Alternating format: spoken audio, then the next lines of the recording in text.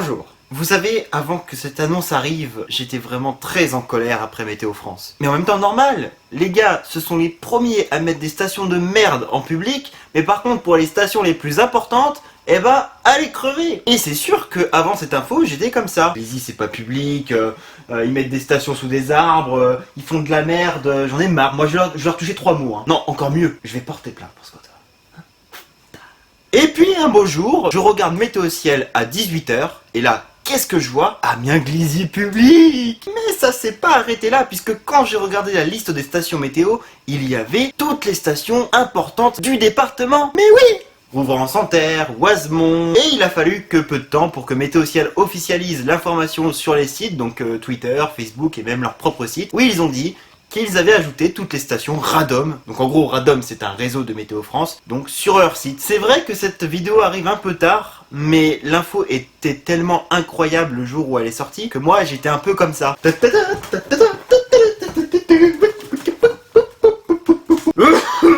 Certains se posent encore la question sûrement, comment fait-on pour voir les nouvelles cartes sur Météo Ciel? Ce n'est pas compliqué. En réalité, c'est même très simple. Il suffit simplement d'aller sur n'importe quelle carte du site, vous cliquez sur le bouton Région France, et puis vous sélectionnez une zone. Tout simplement. Ensuite, il vous suffit de cliquer sur la petite section Hauts-de-France, et qu'est-ce que vous voyez?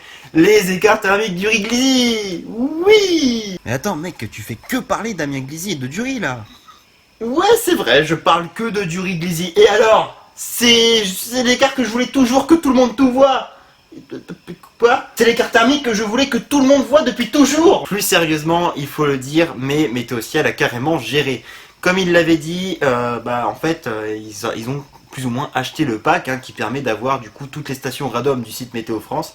Et depuis, grâce à ça, on a le droit non seulement aux données toutes les 6 minutes sur leur site, mais en plus, on a le droit à tout un historique depuis fin septembre dernier, je crois. Je crois que c'est ça, ou un truc comme ça. Enfin, on a un bel historique de plusieurs mois, et en fait, c'est génial, quoi. C'est-à-dire qu'ils auraient pu s'arrêter simplement à faire une donnée horaire, et non, ils vont jusqu'au bout de l'idée, et ils proposent un truc que aucun autre site amateur, ce que j'entends par amateur, c'est autre que Météo France, peut proposer. Et donc alors, et si vous regardiez un petit peu les cartes, pour voir s'il y a une station près de chez vous?